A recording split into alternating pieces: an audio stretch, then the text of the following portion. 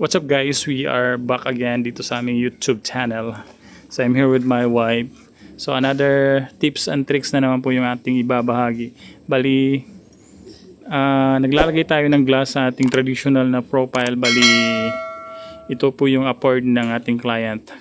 Kumbaga low budget. So nag-offer tayo ng traditional and then we make sure na maibibigay natin yung kumbaga quality kahit na traditional lang yung ating gagamitin. So, like I said, pakita ko sa inyo yung tricks and tips para ma-assure natin na smooth talaga yung pagkaka-slide ng ating mga glass panel. So, ito yung hitsura niya sa may lock style na bahagi. Bali, pinapakain natin yung bottom rail sa kanyang lock style. So, if pwede natin i-rivets po dyan para di talaga gagalaw. And then, yung ginagawa natin sa mga gulong guys, this one, brush po siya or steel.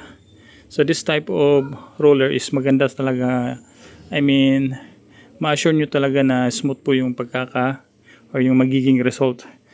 Then, ayan, kung napapansin nyo po, binend po natin yung magkabilang dulo para hindi po siya maluwang sa bottom rail. So ayan, so saktong-sakto lang siya guys. So ipapasok lang natin yan. So meron naman pong mga SD bottom rail na maliit po yung espasyo niya sa loob. But this time medyo malaki po yung space. So ganito yung ating ginawang option. Ayan. So ilalagay na natin guys. Ayan. Sobrang fit lang niya. Then kung napapansin niyo po, less na po yung kanyang galaw.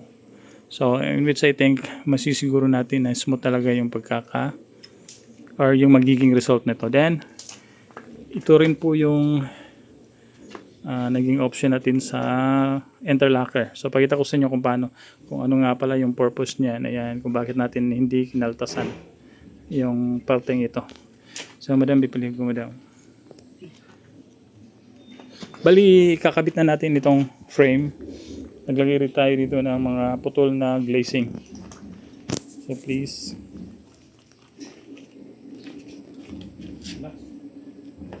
Forgot to wear my Hibag-hibag ang sombrero. Yes.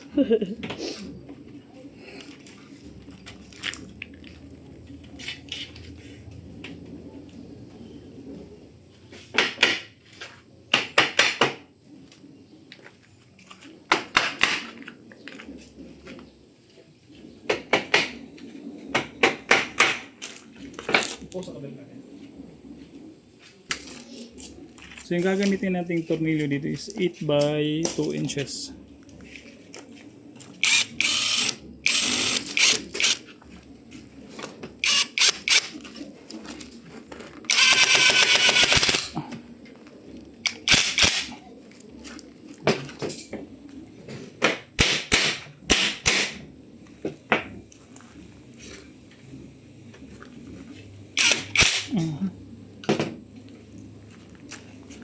So, ayan guys, after nating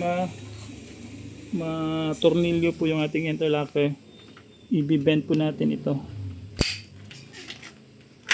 And this one as well.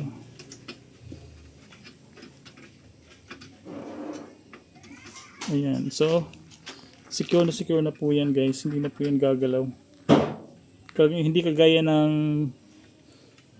kagawian ng iba na dito lang po nilalagay yung bottom rail. So malaki po yung chance na makakalas yung ating SD bottom rail. So dito naman sa top rail, pakita ko sa inyo. Bali, instead of P2 guide, yung ginagawa natin guys is ito pong SD mohair yung ating nilalagay. Ayan.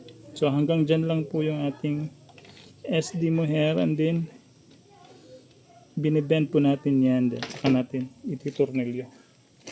Wait lang. Pause mo muna lang. So mga 3/8 siguro yung overlap ng ating SD mohair din. Ganyan po yung pagkakalagay. So compare po sa P2 guide, medyo walang tunog or naka-silent po yung magiging result nito guys. Para siyang silencer. Yay!